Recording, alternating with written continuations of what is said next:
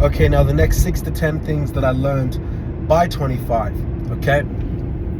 The sixth thing is that the difference between you and someone that is at the level that you want is not intelligence. It's probably not connections either. It's confidence. So what I mean by that is, if you want to build an empire, if you want to start a business, if you want to date a girl that everyone wants and that no one's had the courage to talk to, if you want to, be a front runner for a new industry, if you want to perform at a venue that historically has only been for a certain niche of people, right? The difference between you and someone that is doing it is they've actually just done it, okay? And it probably was very uncomfortable, it was very messy, but they just did it. So you have to be very willing to do it. Do it bad, do it ugly, do it messy, do it wrong, but to do it. And doing it means you're not going to do it well initially. It's going to be ugly. It's going to feel uncomfortable. People are probably going to laugh at you. People at least laughed at me. But you doing it and getting into the arena, getting into the Coliseum is going to give you the skill set, the reminders, the experience to then adapt, improve if you stay consistent and if you keep going, okay? A lot of people don't last even a year in most ventures. So for me, when I'm like, I don't care if other people try to copy certain business models that I'm in, for multiple reasons. One boat rises, if the tide rises, all boats rise, or whatever the inverse is of that. When one boat rises, all tides rise, whatever, the tide rises, all the other boats. So if you're really good at something, other people are doing it, in a sense, and not in all industries, but in a sense, you're actually bringing more attention to the nucleus, the front runner. But also, I know that most people won't stick around for 1 year, 2 years, 5 years, 10 years, right? How ignorant do you think I sounded when I said I was going to be in the marketing game for 10 years and I was 19? I'm still in it. I'm 25. I'm 5 years in. I can't wait to get to 10 years. I definitely will have $100 million in either revenue or net worth by then, annually. And it probably won't be with the agency, but it'll be with the skills that I learned from running an agency, right? So that's the sixth thing. Now the seventh thing, and I'm going to say this to the male viewers out there, control your lust. I'm going to keep that one very simple. Control your lust. If you can control your lust, you have a much better stronghold over your psychology and your focus than many men.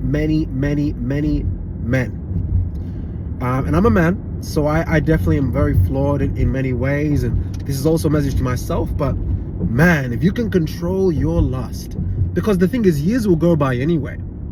Imagine if you spent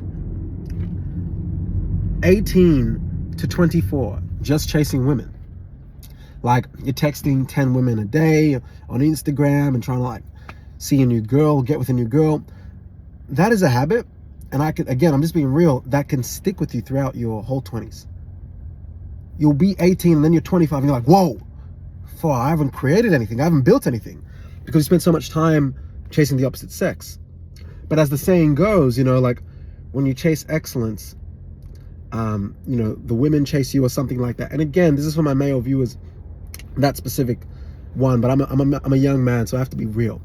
And I can tell you for a fact that the gap between me and people that are even arguably much smarter than me was I was able to control my lust a lot better than many others. Okay? So that's another thing.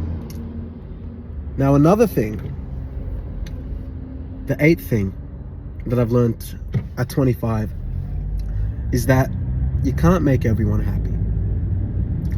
And this is a real one because it's hard, as humans at least for me. It was definitely formerly very hard for me to want to disappoint people, especially my parents, the way I was raised. A lot of you guys won't know this, but I was actually born in Fiji. I was born on Latoka Island in Fiji. My parents are Nigerian. They had me in Fiji in 1999. They had my brother in Australia. So my parents really did it hard. My parents were in Fiji when they were a year older than the year I am now. When they were 26, they were in Fiji. My mom had me when she was 26, 27 years old. My dad was 27-ish at the time. So they were quite young, a year or two older than me now.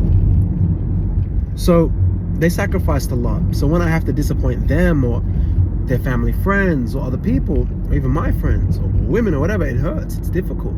But there's no way, and I've made a video about this, maybe the team can put a link to the other videos talking about what it takes to build an empire, especially if you're young.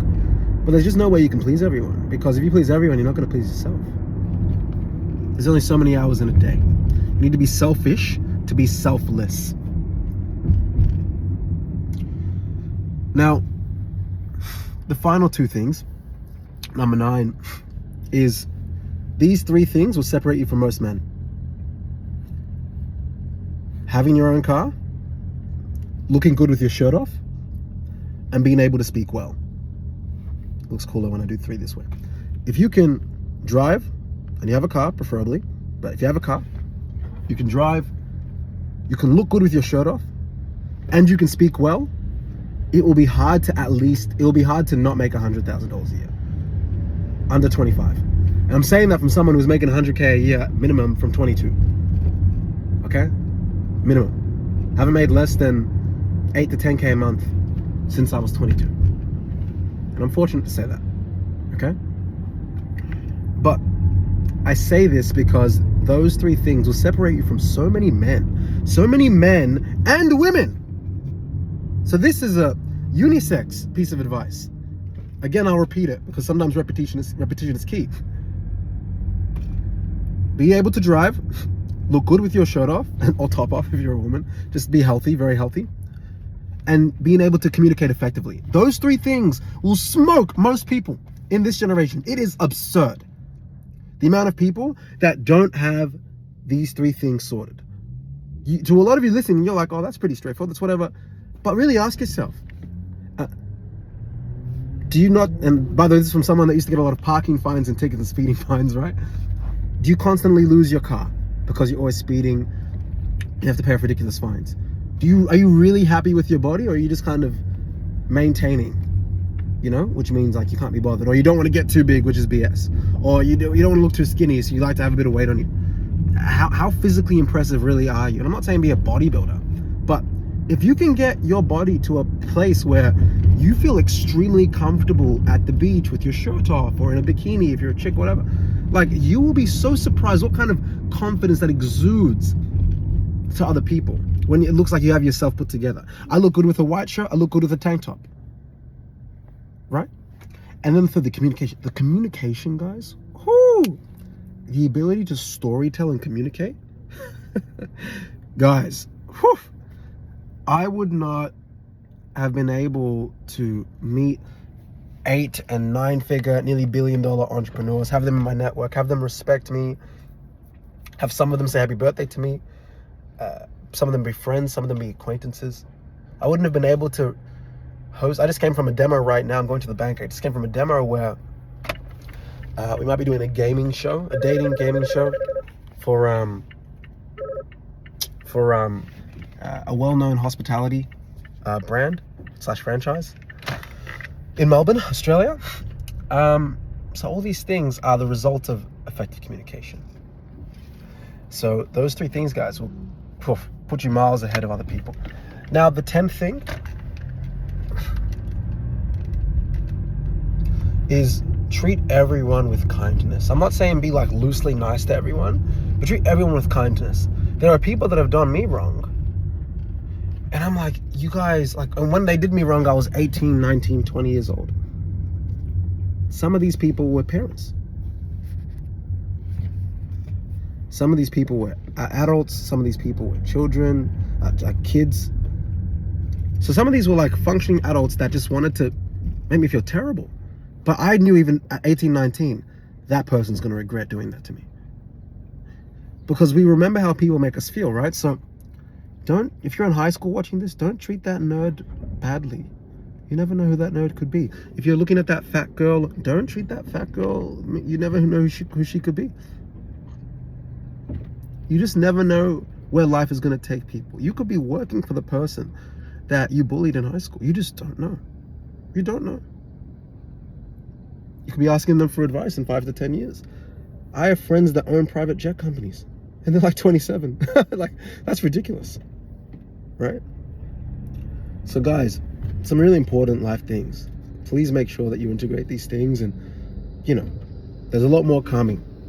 But it's really important to really treat everyone with respect and kindness and love.